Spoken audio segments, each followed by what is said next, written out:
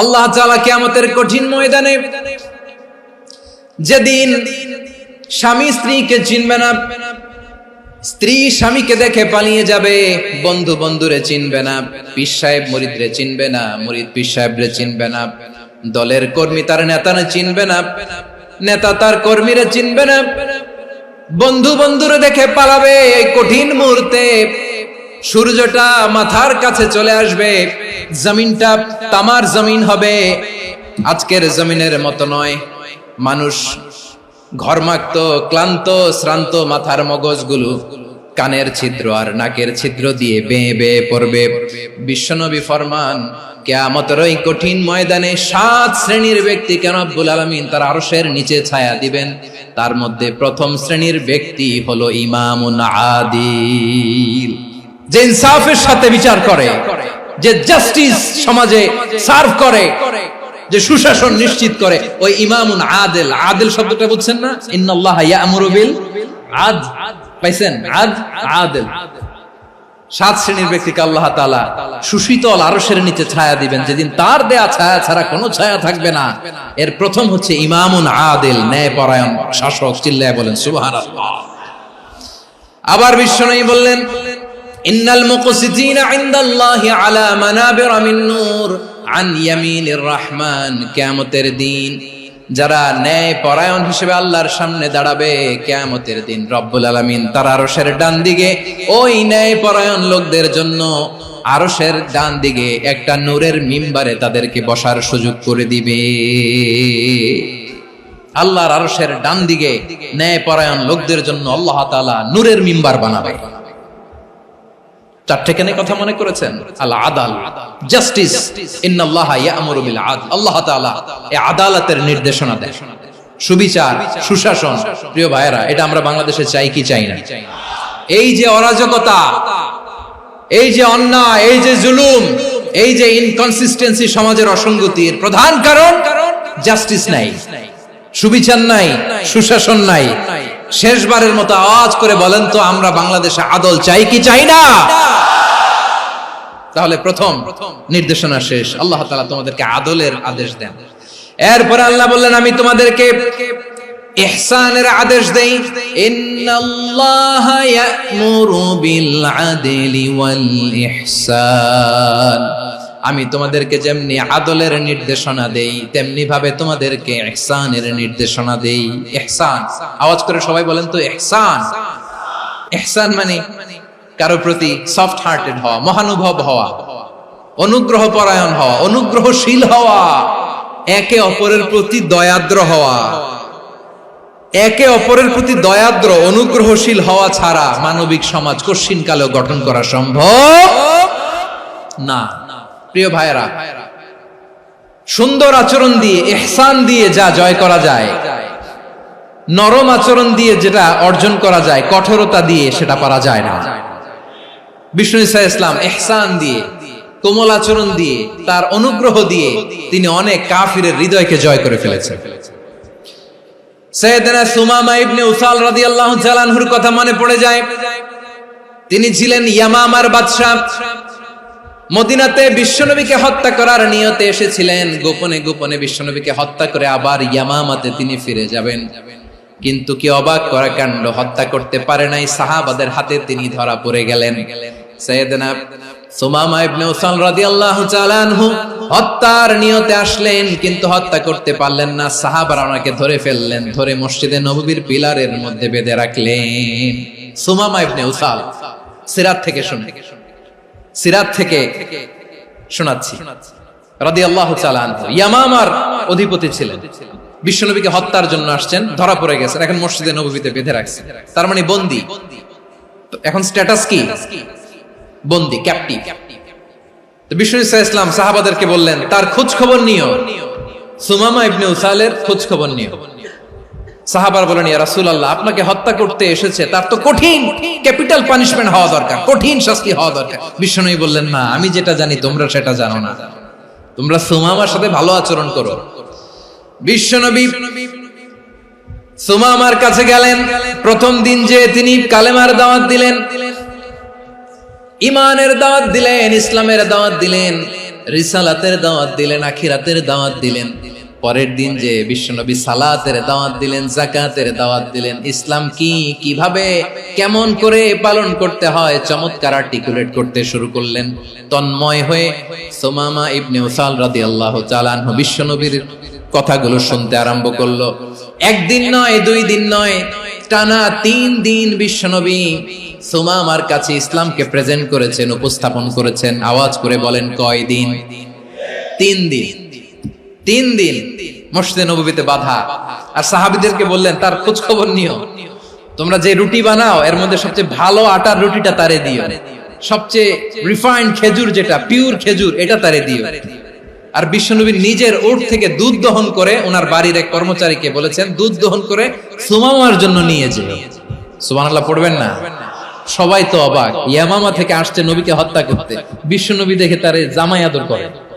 একদিন নয়, 2 দিন নয়, টানা 3 দিন বিশ্বনবী এভাবে সুমামার কাছে যেয়ে যেয়ে ইসলামকে প্রেজেন্ট করতে আরম্ভ করলেন, ইসলামকে উপস্থাপন করতে শুরু করলেন। আর তাকে চমৎকার এন্টারটেইনমেন্ট, আপ্যায়ন দিতে আরম্ভ করলেন। টানা 3 দিন যখন ইসলামের দ্য বিউটিজ অফ ইসলাম, ইসলামের সুমহান বাণী, সৌন্দর্য তার কাছে উপস্থাপন শেষ, তাকে আপ্যায়ন শেষ, বিশ্বনবী বললেন সাহাবাদেরকে, যাও এবার সুমামার হাতের পায়ের রশি দুটো খুলে দাও।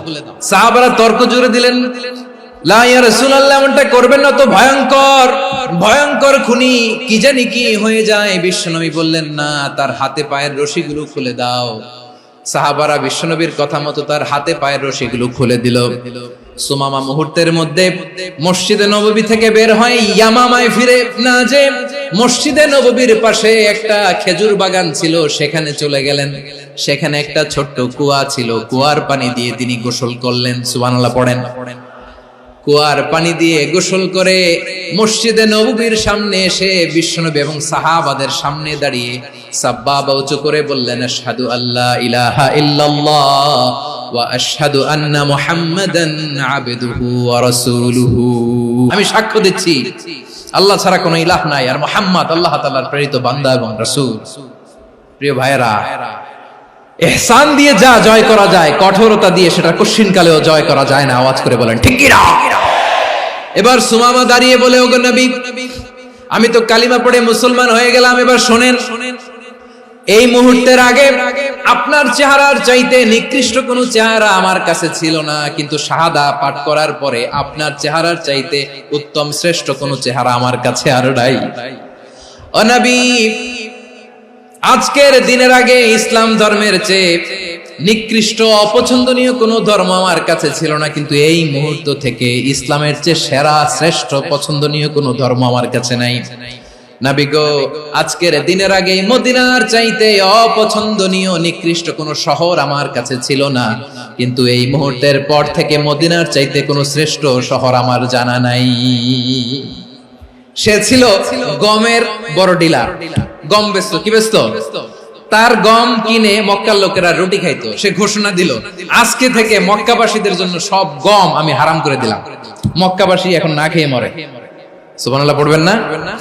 মক্কাবাসী বিশ্বনবীর কাছে আসলেন, এসে বললেন, মুহাম্মদ, আমরা তো তোমার ভাই, তোমার চাচা, তোমার ভাতিজা, তোমার আত্মীয়, তুমি সুমামারে বলো সে যেন আবার গমের সাপ্লাই মক্কার জন্য অনুমতি দিয়ে দেয়। বিশ্বনবীর অনুমতি ক্রমে সুমামা আবার মক্কাতে গম পাঠাতে শুরু করলো। পড়েন সুবহানাল্লাহ। ইহসান, ইহসান দিয়ে আপনি যেটা জয় করতে পারবেন, you can win the heart of your enemies. ইহসান দিয়ে আপনি আপনার শত্রুর হৃদয়কে জয় করতে পারবেন। এজন্য আল্লাহ বললেন, ওয়া আনফিকু ফি সাবিলিল্লাহি ওয়া লা তুলকু বিআইদিকুম ইলাত তাহলুকা ওয়া আহসিনু ইন্নাল্লাহা ইউহিব্বুল মুহসিনিন।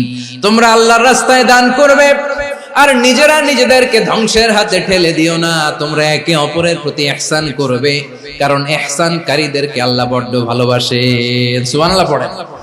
আবার সূরা রহমানে আল্লাহ বললেন, হাল জাযাউল ইহসানি ইল্লাল ইহসান ফাবিআইয়ি আলা, সবাই পড়েন ফাবিআইয়ি আলাই রাব্বিকুমা তুকাযযিবান। ইহসানের প্রতিদান হিসেবে ইহসানি হয়। বিশ্বনবী সুমামার প্রতি যেমন ইহসান করেছেন, সুমামাও ঠিক তেমন ইহসান ফিরিয়ে দিয়েছে। ঠিক কিনা বলেন? তাহলে এক নম্বরে হচ্ছে আদ, ন্যায় বিচার। দুই নম্বরে সবাই বলেন ইহসান, সদাচরণ। ইহসান দুই ধরনের প্রিয় ভাইরা, ইহসান ফিল ইবাদা, ইহসান ফিল মুআমালা। ইহসান ফিল ইবাদা হচ্ছে একাগ্র অনুভবে ইবাদতে ডুব দেওয়া, এর নাম ইবাদতের ইহসান। সুবহানাল্লাহ পড়ুন। বিশ্বনবী বলেন ইহসান মানে কি জানো নাকি? হাদিসে জিবরিলে সাইয়েদনা জিবরিল আলাইহিস সালাম বিশ্বনবীকে বললেন আখবিরনি আনিল ইহসান। নবী আমাদেরকে বলেন ইহসান মানে কি? বিশ্বনবী বললেন আনতা আবুদাল্লাহা কাআন্নাকা তারাহু ফাইন লাম তাকুন তারাহু ফাইন্নাহু ইয়ারাক। ইহসান মানে হলো এমন ভাবে তুমি আল্লাহর সামনে নিজেকে উজাড় করে ইবাদত করবে, তুমি ভাববে তুমি আল্লাহকে দেখতে পাচ্ছ। আর এটা যদি ভাবা তোমার জন্য কঠিন হয়ে যায়, অন্তত এতটুকু তুমি ভাববা যে আল্লাহ তোমাকে দেখতে পাচ্ছেন। ঠিক কিনা বলেন? ও আমার বীর চট্টলার ভাইয়েরা, কেউ যেটা দেখে না সেটা দেখে কে? এই বিশ্বাস হৃদয়ের মধ্যে আছে? নামাজে যখন দাঁড়ান এই ফিলিংসটা আনা যাবে? এসা পর্যন্ত যে আমরা হায়াত পাবো কোনো গ্যারান্টি আছে? সবাই আওয়াজ করে বলেন গ্যারান্টি আছে? গ্যারান্টি নাই। এজন্য বিষ্ণু ইসলাম বলেছে এমন ভাবে নামাজে দাঁড়াও, ইবাদত করো, মনে করো হতে পারে এটাই আমার জীবনের শেষ নামাজ। পারফর্ম দ্য সালাহ as if this is your last and final prayer. এমন ভাবে সালাতে দাঁড়াও, ভাবো হতে পারে এটাই তোমার জীবনের শেষ নামাজ। এমন ভাবে নামাজে দাঁড়াও, ভাবো এটাই শেষ নামাজ। তাহলে নামাজে একাগ্রতা বাড়ায় দিবে কে? ফলে ইবাদতের ইহসান আমাদের অর্জিত হবে। আর মুআমালাতে ইহসান হলো, বিশ্বনবী বলেন ইন্নাল্লাহা তাবারাকা ওয়া তাআলা كتب الإحسان على كل شيء فإذا قتلتم فأحسنوا القتلة وإذا ذبحتم فأحسنوا الذبح وليحد أحدكم شفرته وليرح ذبيحته। ইহসান দুই ধরনের, আওয়াজ করে বলতে হবে কয় ধরনের? একটা হচ্ছে ইহসান ফিল ইবাদা, ইবাদতে ইহসান। ইবাদতে ইহসান কি? একাগ্র অনুভব দিয়ে ইবাদত করা, মন প্রাণ দিয়ে ইবাদত করা।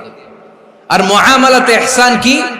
সব কাজে, দৈনন্দিন কাজে, কর্মে, সামাজিক অ্যাক্টিভিটিতে কোমলতা প্রদর্শন করা, অনুগ্রহের সাথে সবকিছু করা। আল্লাহ তাআলা ইন্নাল্লাহা তাবারাকা ওয়া তাআলা কাতাবাল ইহসানা আলা কুল্লি শাই, তিনি সবকিছুর ব্যাপারে ইহসানকে আবশ্যক করেছেন। সবকিছু, মুমিনের সব কাজে ইহসানের পরশ থাকবে। ওয়া ইযা কাতালতুম ফাহসিনুল কিতলা, বিষ্ণুই বলেন তুমি যখন কাউকে হত্যা করো ইহসানের সাথে করো। সুবহানাল্লাহ পড়বেন না? যখন হত্যা করো তখনও ইহসানের সাথে। আচ্ছা হত্যা করবো আবার ইহসান আসবে করতে করে তো মেরেই ফেলবো আমি। আল্লাহ, ও ভাই একজন খুন করেছে, খুনি, রাষ্ট্রীয় আইনে তার শাস্তি হয়েছে ডেথ পেনাল্টি, মৃত্যুদণ্ড। এখন মৃত্যুদণ্ড দেখে আপনি যেমনি মন চায় তেমনি মারবেন লোকটারে? ওর নাক কেটে ফেলতে পারবেন? ওর কান কাটতে পারবেন? ওর চোখ উপড়ে ফেলতে পারবেন আপনি? যেমন মন চায় তার অঙ্গহানি করা যাবে না। ইহসানের সাথে তাকে হত্যা করো। সুবহানাল্লাহ, this is Islam, this is the true essence of Islam. ওয়া ইযা যাবাহতুম ফাহসিনুয যাবহা, যখন জবাই করবে তখনও ইহসানের সাথে জবাই করো। করব জবাই, ওইখানেও নাকি ইহসান। আচ্ছা কুরবানির দিন আমরা পশুগুলোরে কি করি বলেন সবাই আওয়াজ করে? জবাই। জবাই মানে তো এটারে মেরেই ফেলতেছি, একটু পরে তো টুকরো টুকরো করে গোশতগুলো খাবো, এটা তো খাবো, এটা তো মেরেই ফেলবো। বিষ্ণু বলে না, জবের মধ্যেও মুমিনের জবের ভেতরও ইহসানের পরশ থাকা চাই। যখন জবাই করবে প্রাণীটাকে হাত পা টাইট করে বেঁধে নাও, ছুরিটাকে শার্পেন করে নাও, ধারালো করে নাও, যাতে অল্প সময়ে জবাইটা হয়ে যায়, প্রাণীটা যাতে কম কষ্ট পায়। সুবহানাল্লাহ পড়ে। দিস ইজ কল্ড ইহসান। আল্লাহ তাআলা যেমনি আদলের আদেশ করেছেন, ন্যায় বিচার, জাস্টিস এনশিওর করতে বলেছেন, সমাজে ইহসানের ব্যবহার, ইহসানের অনুশীলন তিনি করতে বলেছেন। এজন্য মুমিনের প্রতিটি কাজে, আমার চট্টগ্রামের ভাইয়েরা আমার দিকে তাকান, খেয়াল করে শুনুন, মুমিন জীবনের প্রতিটি কাজে ইহসানের পরশ থাকা চাই। আমরা যেন আমাদের পরিবারের প্রতি ইহসান করি, আমরা যেন আমাদের কর্মচারীদের প্রতি ইহসান করি, আমরা যেন আমাদের কলিগদের প্রতি ইহসান করি, আমরা যেন আমাদের ভাইদের প্রতি ইহসান করি। মুমিন জীবনের প্রতি কাজে ইহসানের পরশ থাকার দরকার আছে না নাই? কথা বুঝতে পেরেছেন? তাহলে আল্লাহ তাআলার তিনটা আদেশ ছিল, কয়টা গেল? প্রথমে কি ছিল? আদল। 2 নম্বরে, 3 নম্বরে রব্বুল আলামিন বললেন ওয়া ইতাইদিল কুরবা, নিকটাত্মীয়দেরকে দান করো। নিকট আত্মীয়দেরকে দাও, যারা তোমাদের ব্লাড কানেকশনের আত্মীয় তাদেরকে তোমরা দাও।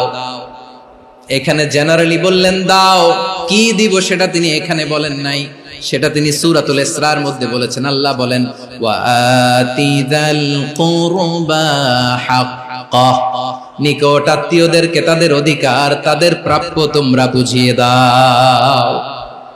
দেখেন, একটা শান্তির সমাজ, একটা সমৃদ্ধ সমাজ, একটা মানবিক সমাজ গঠনের জন্য আল্লাহ তাআলা বেশি না, মাত্র 3টা অর্ডার, 3টা ভার্ডিক্ট তিনি জারি করেছেন। 1 নাম্বার সুশাসন, ন্যায় বিচার। 2 নাম্বার ইহসান। 3 নাম্বার নিকটাত্মীয়, যারা কাছের, তোমার ভেরি ক্লোজ রিলেশনশিপে আছে, তাদেরকে দাও। দাও, দিলে বাড়িয়ে দেয় কে? অনেকে দিতে চায় না, কৃপণতা করে। দিলে বাড়ায় দেয় কে? ও মিয়া, মদিনার মধ্যে সবচাইতে গরিব সাহাবী ছিল বেলাল রাদিয়াল্লাহু তাআলা আনহু। ওনার এন্টায়ার অ্যাসেট, সম্পদের পরিমাণ কতদূর জানেন? একটা লুঙ্গি। বেলাল রাদিয়াল্লাহু তাআলা আনহু, ওনার টোটাল ওয়েলথের এস্টিমেশন হচ্ছে মাত্র একটা লুঙ্গি। একটা লুঙ্গি, টোটাল ওয়েলথ এস্টিমেশন, টোটাল সম্পদের পরিমাণ বেলাল রাদিয়াল্লাহু তাআলা আনহুর কি ছিল? ওই বেলাল রাদিয়াল্লাহু তাআলা আনহুকে বিষ্ণু ইসলাম বলেছেন আনফিক ইয়া বেলাল, ও বেলাল তুমিও দাও। ওয়ালা তাখশা মিন যিল আরশি ইখলালা, আরশের অধিপতির তো কোনো ঘাটতি নাই, তুমি দিলে ওই আল্লাহ তোমারে বাড়ায় দিবে। এজন্য আমার প্রিয় ভাইয়েরা, দিলে কমে না, দিলে বাড়ে। অনেকে ধরে রাখে, নতুন কিছু নিতে পারে না, হাত দিয়ে যেটা ধরে রেখেছেন এটা দিয়ে দেন, বড় একটা ধরার সুযোগ পাবেন। জোরে বলেন ঠিক কিনা? রব্বুল আলামিন বললেন 3 নাম্বার আদেশ হলো তোমাদের প্রতি সমাজটারে কেমন করে মানবিক সমাজ, সুন্দর সমাজ গড়বা। 3 নাম্বার আদেশ হলো ওয়া আতিদাল কুরবা হাক্কা, নিকটাত্মীয়দেরকে তাদের প্রাপ্য বুঝিয়ে দাও। এই নিকটাত্মীয়দেরকে তাদের অধিকার বুঝিয়ে দেওয়া, প্রাপ্য বুঝিয়ে দেওয়াতে আমাদের গাফলতি আছে না নাই? অনেকে দেখবেন অনেক আল্লাহওয়ালা, তাহাজ্জুদ গুজার, সেজদা দিতে দিতে কপালে কালো দাগ ফেলে দিছে, সে তার বোনের হকটা আদায় করে নাই, আছে না নাই? অনেক বড় হাজী সাহেব, বিশাল লম্বা দাড়ি, ছেলেরে সব দিয়ে দিছে, মেয়েরে কিছু দেয় নাই, মেয়ের হক আদায় করে নাই, আছে না নাই? এই হাজী সাহেবেরা, এই আল্লাহওয়ালারা কিয়ামতের ময়দানে আটকে যাবে। আপনি অন্যের অধিকার নষ্ট করেছেন, তাদের রাইটস কে ভায়োলেট করেছেন। এজন্য আল্লাহ তাআলা বলেন, কারো অধিকার যদি কেউ নষ্ট করে, ওই সমাজটা মানবিক সমাজ কঠিনকালেও হতে পারে না। এজন্য 3 নম্বর আল্লাহ বললেন ওয়া ইতাইদিল কুরবা, নিকটাত্মীয়দেরকে দাও। কি দিবা? তাদের অধিকার দিয়ে দাও। বোনের অধিকার বুঝিয়ে দাও, মেয়ের অধিকার বুঝিয়ে দাও, ফুফুর অধিকার বুঝিয়ে দাও। দেখবেন অনেক মায়েরা ছেলের পাতে মুরগির রান দেয়, মেয়ের পাতে দেয় মুরগির ঠ্যাং। তো মেয়ের কি মুরগির রান খেতে মনে চায় না? মনে চায় না? এমনটা করা যাবে না। নিকটাত্মীয়দেরকে অধিকার দিয়ে দাও, নিকটাত্মীয়ের সাথে সুসম্পর্ক রাখো। আদেশটা কার? এজন্য প্রিয় ভাইয়েরা, জীবনে যদি বারাকা অর্জন করতে চান, নিকটাত্মীয়দের সাথে সুসম্পর্ক রাখতে হবে, তাদের জন্য উপহার পাঠাতে হবে। বিশ্বনবী বলেন লা ইয়াদখুলুল জান্নাতা কাতে, যে ব্যক্তি আত্মীয়তার সম্পর্ককে ছিন্ন করে দেয়, সে কঠিন কালেও আল্লাহর জান্নাতে ঢুকবে না। আপনি কি এটারে সহজ হাদিস মনে করছেন? এটা সহজ কথা? আপনি ভাবছেন আপনার নামাজ আপনারে বাঁচাতে পারবে, আপনার রোজা বাঁচাতে পারবে, আপনার তাহাজ্জুদ আপনারে বাঁচাতে পারবে? অধিকার নষ্ট করলে কিছুই আপনারে বাঁচাতে পারবে না। এজন্য নিকট আত্মীয়দেরকে দিতে হবে বেশি বেশি। বিশ্বনবী বলেন ইন্না সাদাকাতা আলাল মিসকিনি সাদাকা ওয়া আলা যির রাহিমি ইসনাতান সাদাকাতুন ওয়া সিলা। মিসকিনরে দান করলে শুধু দানের সওয়াব হয়, নিকট আত্মীয়কে দান করলে 2টার সওয়াব হয়, সাদাকার সওয়াব হয়, আবার আত্মীয়তার বন্ধন অটুট রাখার সওয়াব হয়ে যায়। আবার বিশ্বনবী বললেন মান সাররাহু আইয়ুবসাতা লাহু ফি রিজকিহি ওয়া ইনসালাহু ফি আসারিহি ফালইয়াসিল রাহিমা। যে ব্যক্তি তার রিজিকের প্রশস্ততা চায় আর হায়াতে বরকত চায়, সে যেন তার আত্মীয়ের সাথে সুসম্পর্ক রাখে। আমার প্রিয় চট্টলার ভাইয়েরা, আমাদের রিজিক বাড়ুক, এটা আমরা চাই কি চাই না? সবাই চান? হ্যাঁ, আমাদের রিজিকে প্রশস্ততা আসুক, চাই কি চাই না? আমাদের হায়াতে বরকত আসুক, আমরা চাই কি চাই না? এই দুইটা যদি চান তাহলে নিকটাত্মীয়দের সাথে সুসম্পর্ক রাখবেন। পারবেন? তাহলে সমাজটারে মানবিক সমাজ বানায় দিবে কে? তিনটা আদেশ চলে গেল। 1 নম্বরে কি ছিল? 2 নম্বরে, 3 নম্বরে নিকটাত্মীয়দেরকে দান। আল্লাহ তাআলা তিনটা জিনিসের যেমনি আদেশ করেছেন, অনুরূপ ভাবে তিনটা বিষয় তিনি বারণ করেছেন, নিষেধ করেছেন, ওগুলোর কাছেও যাওয়া যাবে। রাব্বুল আলামিন বলেন, ওয়ায়ানহা আনিল ফাহশাই ওয়াল মুনকারি ওয়াল বাগি। আমি যেমনি তিনটি বিষয়ে আদেশ করলাম, অনুরূপ ভাবে তিনটি বিষয়ে বারণ করলাম, নিষেধ করলাম। আমার 1 নাম্বার নিষেধাজ্ঞা হলো অশ্লীলতার প্রতি। ফাহশা, ওয়ায়ানহা আনিল ফাহশা, আল্লাহ তাআলা অশ্লীলতাকে নিষেধ করেছেন। কোন জিনিসকে? সবাই বলুন, কোন জিনিসকে? যত ধরনের, যত টাইপের, যত ক্যাটাগরির অশ্লীলতা হতে পারে সব অশ্লীলতাকে হারাম করেছেন কে? ফাহশা মানে কি? কথায়, কাজে, আচরণে, কমেন্ট, ফেসবুকের কমেন্টসে যত ধরনের নোংরামো আছে, যত ধরনের অশ্লীলতা আছে, এটাকে আরবিতে বলে ফাহশা। রাব্বুল আলামিন বলেন, কুল ইন্নামা حرم ربي الفواحش ما ظهر منها وما بطن। ও নবী, আপনি বলে দেন, আমার রব প্রকাশ্য, অপ্রকাশ্য, স্পষ্ট কিংবা অস্পষ্ট, দৃশ্যমান কিংবা অদৃশ্যমান সব অশ্লীলতাকে হারাম করেছেন। সব ধরনের অশ্লীলতা হারাম। আল্লাহ তাআলা আমাদেরকে অশ্লীলতা থেকে বাঁচান। এবার বলেন, আমাদের সমাজে অশ্লীলতা আছে না নাই? অশ্লীলতা নানা ভাবে, নানা নামে, নানা মোড়কে আমাদের সমাজে আছে না নাই? সংস্কৃতির নামে, ফ্যাশনের নামে, বিনোদনের নামে, উপন্যাসের নামে, কনসার্টের নামে অশ্লীলতা আছে না নাই? আপনি দেখেছেন কনসার্ট গুলোর অবস্থা? আমাদের তরুণ তরুণীরা, আমাদের যুবক যুবতীরা, আমাদের জেনজিরা, কি অবস্থা ওইখানে? কনসার্টের নামে অশ্লীলতা আছে না নাই? ছেলে মেয়ে একে অপরকে জড়ায় ধরতেছে, একে অপরকে চুমু খাচ্ছে, প্রকাশ্যে, দিবালোকে, গণমানুষের সামনে। আল্লাহ তাআলা এই অশ্লীলতা থেকে আমাদেরকে বেঁচে থাকতে বলেছেন। রূপালী জগতের নামে অশ্লীলতা আছে না নাই? এই টার্মটা আপনারা জানেন না? রূপালী জগৎ কি জগৎ?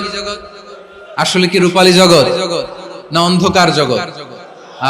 আমার বোনেরা, আপনাদেরকে যে কি বলে তারা বুঝায়, রূপালী জগৎ শুনেই আপনি ভরকে যাবেন না। রূপালী জগতে যে নারী যত বেশি উলঙ্গ, সে নাকি তত বেশি সাহসী। জানেন? বলে এটা একটা সাহসী নারী, খুব সাহসী পদক্ষেপ তার। যত বেশি শরীর থেকে কাপড় নামাতে পারবে, যত বেশি বস্ত্রহীন হয়ে নিজেকে প্রেজেন্ট করতে পারবে, সে নাকি তত বেশি সাহসী। আমার চট্টলার ভাইয়েরা, শয়তানের প্রথমে এজেন্ডা ছিল বনি আদমকে বস্ত্রহীন করা। সে আদম এবং হাওয়া আলাইহিস সালামকে নিষিদ্ধ গাছের ফল খাইয়ে তাদেরকে বস্ত্রহীন করেছে। এই জামিনেও সে আমাদেরকে বস্ত্রহীন করতে চাইবে। এই রূপালী জগতের নামে তারা এটা করে। আমার প্রিয় বোনেরা, আপনি জানেন না আপনার দাম কত? ওরা আপনাদেরকে বিজ্ঞাপনের সস্তা পণ্য বানাতে চায়। ওরা আপনাদেরকে ওদের ভোগের লিপসার টুলস বানাতে চায়। ওরা আপনাদেরকে দিয়ে ওদের খায়েশ পূরণ করতে চায়। এটা আপনাদের জন্য মোটেও ডিগনিটি নয়, এটা আপনাদের জন্য সম্মান নয়। আপনার সম্মান শালীনতায়, আপনার সম্মান হেজাবে, আপনার সম্মান ভদ্রতায়, আপনার সম্মান আপনার ডিসেন্ট পোশাকে। পোশাক বলে দেয় এই নারীটা ভদ্র না অভদ্র। পোশাক বলে দেয় এই মেয়েটা কোন ঘরের মেয়ে। আপনি জানেন না, আপনার সস্তা পণ্য বানায়, ভোগের পণ্য, বিলবোর্ডে আপনাকে উলঙ্গ করে উপস্থাপন করে। এই অশ্লীলতার সাথে ইসলামের কোন সম্পর্ক। এজন্য আল্লাহ বলেন, আমি অশ্লীলতাকে হারাম করেছি। অশ্লীলতাকে হারাম করার প্রথম কারণ হলো এর মাধ্যমে মানবতাকে অপমানিত করা হয়। কারণ মানুষের সম্মান মানুষের পোশাকে। মানুষ যখন পোশাকহীন হয়ে যায়, বস্ত্রহীন হয়ে যায়, তার সম্মান কমে যায়। ঠিক কিনা? অশ্লীলতাকে হারাম করার প্রথম কারণ হচ্ছে মানুষ মানুষকে অপমান করে। একটা নারী, সে তো সম্মানিত, নারী যে কত সম্মানিত নারীরা এটা বুঝেই নাই। বিশ্বনবী বলেন আদ-দুনিয়া কুল্লুহা মাতা ওয়া খায়রু মাতা'আদ দুনিয়া আল মারআতুস সালিহা। আমার বোনেরা, 5টা প্যান্ডেলে আপনারা এলইডিতে আমার আলোচনা শুনছেন, আমি জানি। আপনাদের এই গর্ভ যে কত দামি আপনি জানেন না। আপনার পেট থেকেই আসবে আগামী দিনের সালাহুদ্দিন আল আইয়ুবী, আপনার পেট থেকেই আসবে অনাগত দিনের ইমাম মাহদী আল মুনতাযর, আপনার পেট থেকেই আসবে অনাগত দিনের ফয়সাল, ওয়াসিম, মুগ্ধ, আবু সাইদের মতো বীর যোদ্ধা। আমার প্রিয় বোনেরা, আমার প্রিয় বোনেরা, বিশ্বনবীর কথার ওজন খেয়াল করেন। আদ-দুনিয়া কুল্লুহা মাতা ওয়া খায়রু মাতা'আদ দুনিয়া আল মারআতুস সালিহা। দুনিয়ার সবকিছুই অ্যাসেট, এর মধ্যে সবচেয়ে দামি অ্যাসেট নেককার নারী। আপনার গর্ভ যে কত দামি আপনি জানেন না। নিজের সময়টাকে কাজে লাগান, কোরআন পড়েন, সুন্নাহ পড়েন। আপনার অনেক দায়িত্ব ঘরে। You are the MD of your family. একটা family it's a very big institution. পরিবার একটা অনেক বড় প্রতিষ্ঠান, and you are the MD of your institution. আপনি এই পরিবারের MD, managing director of your family. এখানে আপনার কত দায়িত্ব। আপনি ছেলে মেয়েদেরকে তারবিয়া করবেন, আপনি আপনার স্বামীর জন্য ঘরটারে জান্নাতের নীর বানাবেন, আপনার জন্য জান্নাতের ডুপ্লেক্স বাড়ি ওইখানে তৈরি করে রাখবে কে? আপনি যে কত দামি আপনি জানেন না। নারীদেরকে আল্লাহ বানিয়েছেন উচ্চতর করে, নিম্নতর নয়। নারীদেরকে ছোট্ট জিনিস দিলে এটার বড় করে দেয়। নারীদেরকে ভ্রূণ দিলে, শুক্রাণু দিলে নারী এটারে বাচ্চা হিসেবে উপহার দেয়, ঠিক কিনা? বিয়ের মাধ্যমে স্বামী যখন তার শুক্রাণু তার স্ত্রীকে উপহার দেয়, স্ত্রী রিটার্নে কি উপহার দেয়? ফুল ফর্ম বেবি, মানব সন্তান। দেখছেন, আপনি দিলেন একটুকুনি, দিছে বিশাল। আপনি যদি নারীকে বাজার এনে দেন, নারী এটাকে সুস্বাদু খাবারে রূপান্তর করে দেয়। আপনি তাকে একটা মুচকি হাসি দিয়ে দেন, সে তার কলিজা দিয়ে দেয়। কিন্তু যদি আপনি তার মনে কষ্ট দেন, সে আপনার জীবনকে জাহান্নাম বানায়া দেয়। নারীর মন বুঝতে পারলে নেয়ামত, বুঝতে না পারলে কিয়ামত। আমার প্রিয় বোনেরা, আপনি যে কত দামি আপনি জানেন না। অনেক দামি আপনি।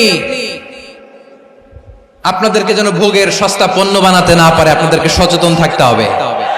তাহলে কেন আল্লাহ তাআলা এই ফাহশা, অশ্লীলতাকে হারাম করলেন? 1 নাম্বার, এতে হিউম্যান ডিগনিটি কমে। 2 নাম্বার, এতে মানুষের অধিকার নষ্ট হয়। আপনি বিয়ে করেছেন, এরে পরকিয়া করেন, ওর সাথে এরকম আছে না নাই?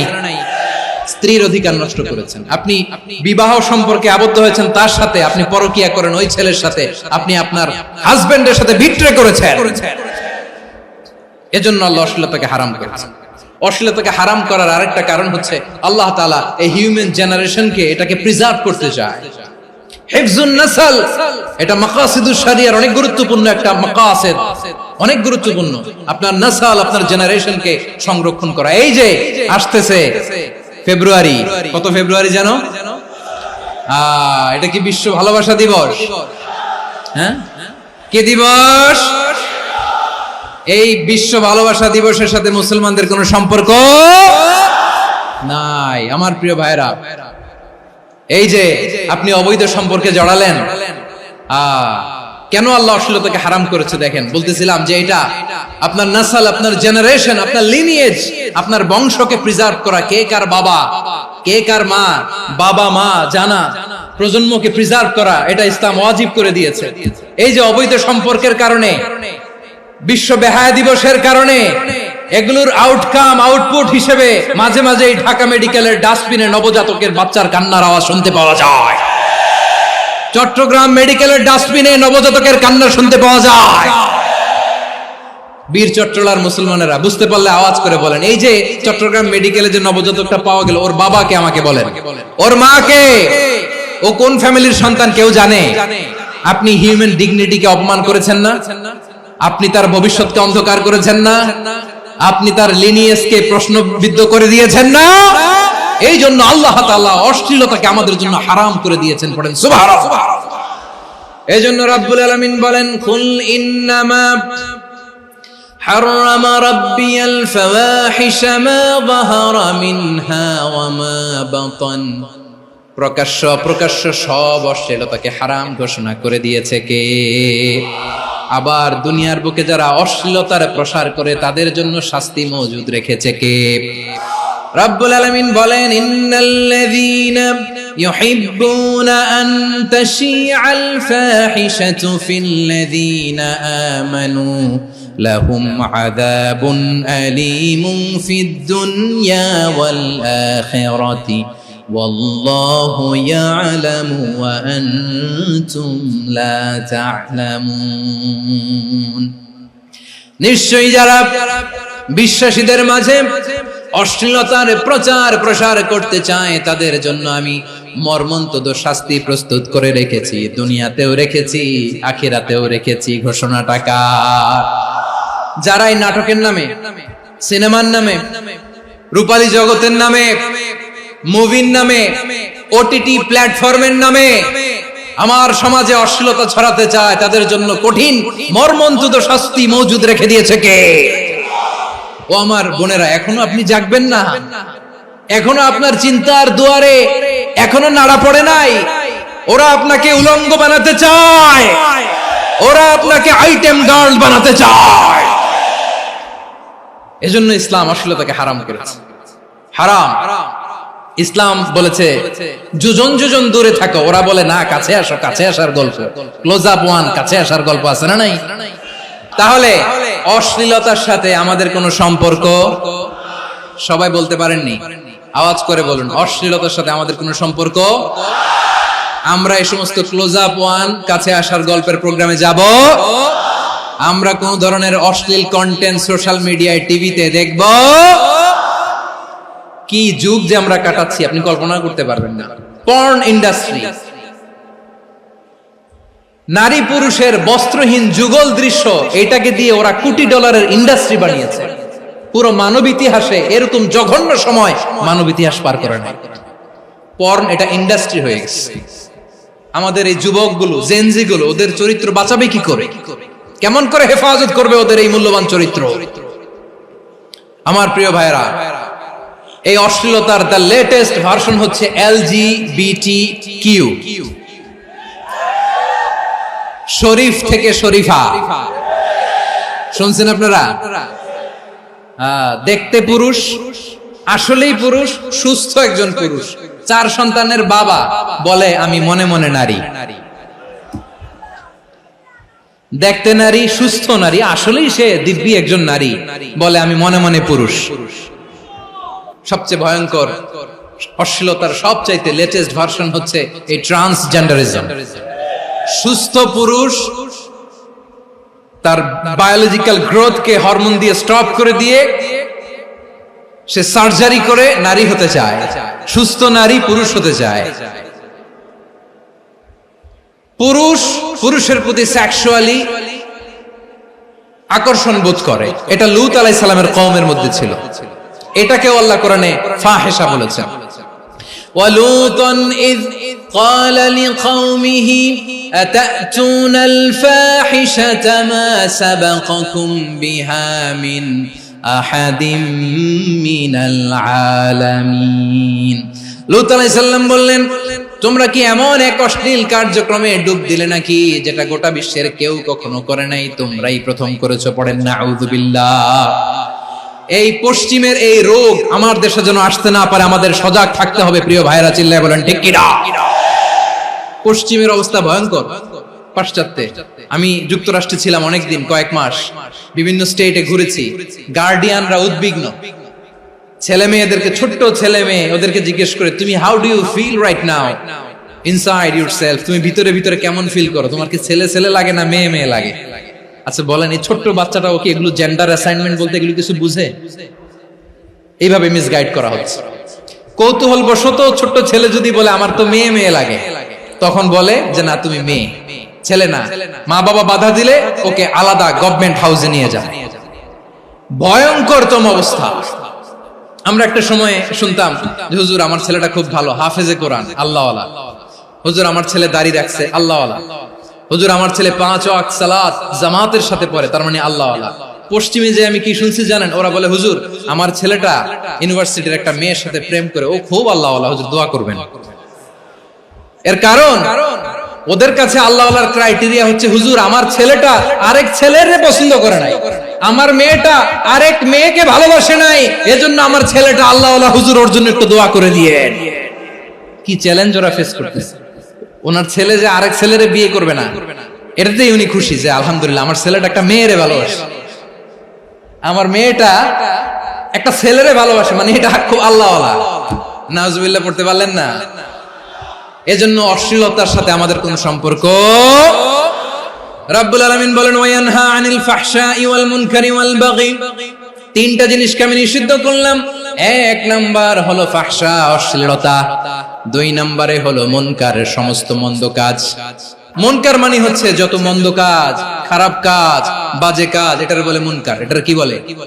আপনারা পড়ছেন না, তা'মুরুনা বিল মা'রুফি ওয়া তানহাউনা আনিল মুনকার। সৎ কাজের আদেশ, অসৎ কাজের নিষেধ।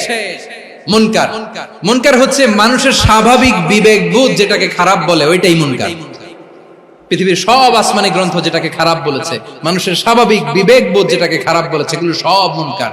যেমন ইফতিজিং, এটা কি ভালো না খারাপ? মজুদদারি, খাদ্যে ভেজাল দেওয়া, ওজনে কম দেওয়া, মাছে ফরমালিন মিশানো, চাঁদাবাজি, টেন্ডারবাজি, দখলবাজি, এগুলো আমাদের স্বাভাবিক বিবেকেই বলে এগুলো খারাপ, এগুলো হচ্ছে মুনকার। আল্লাহ তাআলা এই মুনকার থেকে আমাদেরকে বেঁচে থাকতে বলেন, আর শয়তান এই মুনকারের প্রতি আমাদেরকে উদ্বুদ্ধ করে। আল্লাহ তাআলা বললেন, ইয়া আইয়ুহাল্লাযীনা আমানু লা তাত্তাবিউ খুতুওয়াতিশ শাইতান ওয়া মান ইয়াত্তাবি' খুতুওয়াতিশ শাইতানি ফাইন্নাহু ইয়া'মুরু বিল ফাহশাই ওয়াল মুনকার। আল্লাহ বললেন, আমার গোলামেরা শোনো শোনো, ও আমার বিশ্বাসী বান্দারা খবরদার, তোমরা কশিনকালেও শয়তানের পদাঙ্ক অনুসরণ করবে না, কারণ শয়তান তোমাদেরকে অশ্লীলতা এবং মন্দ কাজের দিকে উদ্বুদ্ধ করে। আমাদের কাজ হচ্ছে শয়তান আমাদেরকে যেদিকে নিতে চায় আমরা তার উল্টা দিকে যাব। শয়তান এই মন্দ কাজকে আমাদের কাছে বিউটিফাই করে, চাকচিক্যময় করে আমাদের সামনে উপস্থাপন করে। এজন্য আল্লাহ বলেন মুনকারকে থামাতে হবে, মুনকার প্রতিরোধ করতে হবে। মুনকার প্রতিরোধের দায়িত্ব শুধু আমাদের নাকি? শুধু আপনার খতিব সাহেবের, ইমাম সাহেবের, নাকি মুসলিম উম্মার সবার? আওয়াজ করে বলুন, মুনকার অসৎ কাজ প্রতিরোধের দায়িত্ব কার? রাব্বুল আলামিন বলেন, কুনতুম খায়রা উম্মাতিন উখরিজাত লিন-নাসি তা'মুরুনা বিল মা'রুফি ওয়া তানহাউনা আনিল মুনকার। তোমাদেরকে শ্রেষ্ঠ জাতি করে জমিনের মধ্যে আবির্ভূত করা হয়েছে, যাতে করে তোমরা জমিনের ভেতরে সৎ কাজের আদেশ করতে পারো আর অসৎ কাজের নিষেধ করতে পারো। উম্মাহ, কুনতুম খায়রা, তাহলে গোটা উম্মার দায়িত্ব, এটা বুঝতে পারছেন তো? আচ্ছা, আরো নিচে আসেন। এরপরে আল্লাহ বললেন, শুধু উম্মাহ না, এই জমিনের রাজত্ব আমি যাদের হাতে দেই, এই জমিনের মালিক আমি যাদেরকে বানিয়ে দেই, যাদেরকে আমি সরকারের দায়িত্ব দেই, তাদেরকেও মুনকার প্রতিরোধের দায়িত্ব দিয়েছে কে? আল্লাহ বলেন, যারা ক্ষমতার মসনদে বসেছে তাদেরকে 4 দফা কর্মসূচি আমি আল্লাহ দিলাম। আওয়াজ করে বলেন, কয় দফা? আল্লাহ বলেন, আল্লাযীনা ইম্মাক্কান্নাহুম ফিল আরদি আকামুস সালাতা ওয়া আতাউয যাকাতা ওয়া আমারু বিল মা'রুফি ওয়া নাহাউ আনিল মুনকার ওয়ালিল্লাহি আকিবাতুল উমুর। যারা এই জমিনের উত্তরাধিকার হয়েছে তারা 4 দফা কর্মসূচি নিয়ে সামনে আগাবা। সালাত কায়েম করবা, যাকাত আদায় করবা, সৎ কাজের আদেশ দিবা, অসৎ কাজ থেকে মুনকার প্রতিরোধ করবা। আদেশটা কার?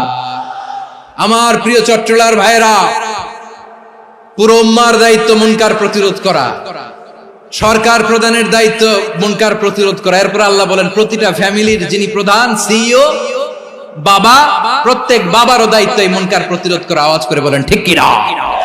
যেমনটি সাইয়েদনা লুকমান আলাইহিস সালাম ওনার কলিজার টুকরা সন্তানকে আদেশ করেছেন, ইয়া বুনাইয়া আকিমিস সালাতা ওয়া'মুর বিল মা'রুফি ওয়ানহা আনিল মুনকার। পড়েন সুবহানাল্লাহ। বাবা ছেলেকে সবক দিচ্ছে। লোকমান আলাইহিস সালাম ছেলেকে বলতেছে, ওরে আমার কলিজার টুকরা সন্তান, ওরে আমার বাছা, নামাজ কায়েম করবা, সৎ কাজের আদেশ দিবা, আর মুনকার প্রতিরোধ করবা, অসৎ কাজ, সমাজ থেকে খারাপ কাজকে ঝেঁটে বিদায় করে দিবা। তাহলে দেখেন, আমি স্টেপ বাই স্টেপ নামলাম। পুরা উম্মার দায়িত্ব, জমিনের উত্তরাধিকারী আল্লাহ যাদেরকে বানিয়েছেন সরকার, তাদের দায়িত্ব, প্রতিটি ফ্যামিলির প্রধানের দায়িত্ব, এরপরে বিশ্বনবী বলেন সচেতন প্রতিটি মুসলিমের দায়িত্ব সমাজ থেকে মুনকারকে উৎখাত করা। বিশ্বনবী বলেছেন, মান রাআ মিনকুম মুনকারান ফালিয়ুগাইয়িরহু বিয়াদিহি ফাইন লাম ইয়াস্তাতি ফাবিলিসানিহি ওয়া ইন লাম ইয়াস্তাতি ফাবিকলবিহি ওয়া যালিকা আযআফুল ঈমান। সমাজে যে মুনকার দেখবে, খারাপ কাজ দেখবে, সে যেন হাত দিয়ে সেটাকে থামায়। আমার প্রিয় ভাইরা, না থামালে আমরাই ডুববো শেষমেশ। আমাদের বাঁচার জন্য হলেও থামাইতে হবে। রব্বুল আলামিন বলেন, ওয়াত্তাকু ফিতনাতাল লা তুসিবান্নাল্লাযীনা যালামু মিনকুম খাসসা। ও আমার গোলামেরা, ওই আযাবকে ভয় করো যে আযাব যখন আমি জমিনের বুকে পাঠাই, শুধু জালেমদেরকেই মারি না, আলেমদেরকেও মারি। আযাব যখন আসে তখন শুধু জালিমই মরে না, আলেমও মরে। জানেন, মুসা আলাইহিস সালামের পায়ে একবার লাল পিঁপড়া, তো উনি রেগে মেগে পাশি দেখে লাল পিঁপড়ার বাসা, পা দিয়ে ডলে মুছে সবগুলো পিঁপড়া মেরে ফেলছে। এই ঘটনাটা আল্লাহ ঘটিয়েছেন। এজন্য মুসা আলাইহিস সালাম ছিলেন কালিমুল্লাহ, সরাসরি আল্লাহর সাথে কথা বলতেন। তিনি আল্লাহকে জিজ্ঞেস করেছিলেন, আল্লাহ তুমি যখন কোন জনপদে আযাব পাঠাও, শাস্তি দাও, ওখানকার শুধু জালেমরাই তো মরে না, ভালো মানুষগুলাও মরে, তো আযাব দিবা মুশরিকদের উপর দিবা, অবাধ্যদের উপর দিবা, ভালো মানুষগুলোরে মারো কেন? আল্লাহ বললেন, মুসা তোমার যে কামড় দিছিল পায়ের মধ্যে পিঁপড়া, কয়টা পিঁপড়া? একটা পিঁপড়া, তো সবগুলারে মারলা কেন? রেগে মেগে পুরো পিঁপড়ার বাসা ভেঙে মেসাকার করলা কেন? আমি যখন অ্যাকশনে যাই, আমি যখন শাস্তি দেই, তখন এত বাস বিচার করা হয় না, বাস বিচার করা যায় না। যখন অ্যাকশনে যাওয়া হয়, ওইটা ডাইরেক্ট অ্যাকশন হয়ে যায়। চিল্লায় বলো ঠিক কি না? এজন্য আমাদের বাঁচার জন্য হলেও এই পাপ থামাতে হবে, এই শয়তানের অট্টহাসি থামাতে হবে, অন্যায় অপরাধ সমাজ থেকে আমাদের থামাতে হবে। কারণ আযাব আসলে ওরাও মরবে, আমরাও মরব। একটা জাহাজ 2 তলা, আপনি আছেন 2য় তলায়, নিচের তলার কিছু লোক জাহাজের তলা ছিদ্র করতে আরম্ভ করছে। কি ছিদ্র করতেছে? আচ্ছা, জাহাজের তলা ছিদ্র করলে তলা দিয়ে কি ঢুকে? এখন আপনি যদি বলেন আমার কি, আমি তো 2 তলায়, আমি তো ভালো আছি, ওরা ছিদ্র করে ওরা মরবে। আসলে কি শুধু ওরা মরবে? তলা দিয়ে যখন পানি ঢুকবে, জাহাজ ঢুকলে আপনিও মরবেন। এজন্য নিজে মরার আগে ওই পাগলগুলোর নিচতলায় যে থামাতে হবে। চিল্লায় বলেন ঠিক কি না? এজন্য আল্লাহ বললেন, মুনকার প্রতিরোধের দায়িত্ব সমাজের টপ টু বটম সবার। এজন্য মুনকার প্রতিরোধ করার দরকার আছে না নাই? সমাজে এই যে ইফটিজিং হয়, আপনার বোনের বয়সী একটা মেয়েকে কিছু বকাটে টিটকারি করে, এই বলে সেই বলে, নোংরা কথা বলে, রাস্তায় দেখেও আপনি পাশ দিয়ে না দেখার মতো চলে যান কেন? আপনি দাঁড়ান না কেন? আপনি দাঁড়ালেই তো থেমে যাবে, কারণ সত্যের যে শক্তি, তার সামনে মিথ্যা মুখ থুবড়ে পড়ে। আপনার সামনে ও কিছুই না, নাথিং। আপনি দাঁড়ান, ওকে প্রশ্ন করেন যে আমার বোনকে তুমি ডিস্টার্ব করো কেন? আপনাকে দেখে আরো 5 জন দাঁড়াবে, 5 জনকে দেখে আরো 10 জন দাঁড়াবে। আমাদের নীরবতা আর আমাদের নিশ্চুপ থাকাই জালিমদেরকে আরো শক্তিশালী জালিম বানিয়েছে। এজন্য মুনকার প্রতিরোধের দায়িত্ব আমাদের সবার। টেন্ডারবাজি, চাঁদাবাজি, দুর্নীতি, অপরাধ, দখলদারিত্ব, মজুদদারি, এগুলো সবকিছু একসাথে প্রতিরোধ করতে হবে। ঠিক কিনা বলেন? একটা মানবিক সমাজ যদি চাই, প্রতিরোধ করতে হবে। প্রিয় ভাইয়েরা, আল্লাহর শপথ নিয়ে বলি, এই নাসিহাত গুলো সবার জন্য, সব দলের জন্য, সব মতের মানুষের জন্য। আমরা কোন দলের প্রতি মানুষকে ডাকি না, আমরা ডাকি ইসলামের দিকে। সব দলের, সব মতের, সব মানুষদেরকে আমরা আহ্বান জানাই, আসুন আমরা একটা সুন্দর সমাজ বিনির্মাণ করি। এই যে নতুন বাংলাদেশের এক সুযোগ এসেছে, আর জীবনে হয়তো আসবে না, সামনের 100 বছর এই সময় আসবে না। আসুন দেশটাকে আমরা সাজাই, আসুন আমরা দুর্নীতি বন্ধ করি, আসুন আমরা চাঁদাবাজি বন্ধ করি, আসুন আমরা দখলদারিত্ব বন্ধ করি, আসুন আমরা এক দল আরেক দলকে নিশ্চিহ্ন করার যে রাজনীতি, এটা বন্ধ করি। সব দলের প্রতি আমার আহ্বান, আমরা চাঁদাবাজ মুক্ত বাংলাদেশ চাই, জুলুম মুক্ত বাংলাদেশ চাই, ফ্যাসিজম মুক্ত বাংলাদেশ চাই, গুণ খুন খারাপি মুক্ত বাংলাদেশ চাই, আমরা নতুন ভোরের বাংলাদেশ চাই। ওই বাংলাদেশ পাওয়ার জন্য মুনকার প্রতিরোধে, অন্যায় প্রতিরোধে যদি বাঘের বাচ্চার মতো, আবু সাইদের মতো দুই হাত উঁচু করে বুককে টান টান করে প্রসারিত করে দাঁড়াতে হয়, রাজি আছো মুসলমান? রাব্বুল আলামিন বলেন, ওয়ায়ানহা আনিল ফাহশাই ওয়াল মুনকারি ওয়াল বাগি ইয়াইযুকুম লাআল্লাকুম তাযাক্কারুন। আল্লাহ বললেন, আমি অশ্লীলতাকে নিষেধ করি, আমি সব ধরনের মন্দ কাজকে নিষিদ্ধ করি, সব শেষে আমি সীমা লঙ্ঘনকে তোমাদের জন্য নিষিদ্ধ করি। নিষিদ্ধ করেছেন কয়টা জিনিস? 1 নম্বরে অশ্লীলতা, 2 নম্বরে মুনকার তথা সব মন্দ কাজ, 3 নম্বরে আল বাগি সীমা লঙ্ঘন, ক্রসিং দ্য লিমিট। সীমা লঙ্ঘন করা ভালো না। We all should know our limits. চিল্লায় বলেন ঠিক কিনা? একই আয়াতে আল্লাহ বললেন, কুল ইন্নামা হারামা রাব্বিয়াল ফাওয়াহিশা মা যাহারা মিনহা ওয়া মা বাতানা ওয়াল ইসমা ওয়াল বাগিয়া বিগাইরিল হক। অন্যায় ভাবে যে অবাধ্য হয়, যে সীমা লঙ্ঘন করে, তাদেরকেও আমি এটা হারাম করে দিলাম। সীমা লঙ্ঘন করা হারাম। আল্লাহ বারবার বারবার আমাদেরকে ওয়ার্নিং দেয়। যখন আমরা থামি না তখন আল্লাহ ধরে, আর যখন ধরে তখন ছাড়ে না। ধরে ধরে ধরে না, ধরলে আল্লাহ। ফেরাউনকে কিন্তু হুট করে ধরে নাই, আপনারা জানেন 9 বার ওয়ার্নিং দিয়েছে। ফেরাউনকে আল্লাহ তাআলা ওয়ার্নিং দিয়েছিল কয়বার? রাব্বুল আলামিন বলেন, ওয়ালাকাদ আতাইনা মূসা 9 আয়াতিন বাইয়িনাত। 9টা মুআজিজা দেখিয়েছি। 1 2 3 বারবার এইভাবে রিমাইন্ডার, ওইভাবে রিমাইন্ডার, এইভাবে নসিহত, ওইভাবে দাওয়া। ফাকুলা লাহু কাওলান লাইয়িনা, নরম করে বলো, সফট করে বলো, যত ওয়ে হতে পারে দাওয়া মেথডোলজি। মুসা আলাইহিস সালামের সব অ্যাপ্লাই শেষ। 10ম বারে যে আল্লাহ ধরছে, 10ম বারে যে ধরেছে। এজন্য আল্লাহ বলেন, আমি সীমা লঙ্ঘনকে পছন্দ করি না। কোরআনের অন্য আয়াতে বাগীকে বলা হয়েছে আল ইতিদা। সীমা লঙ্ঘন যারা করে তাদেরকে আল্লাহ বলেছেন মুতাদিন।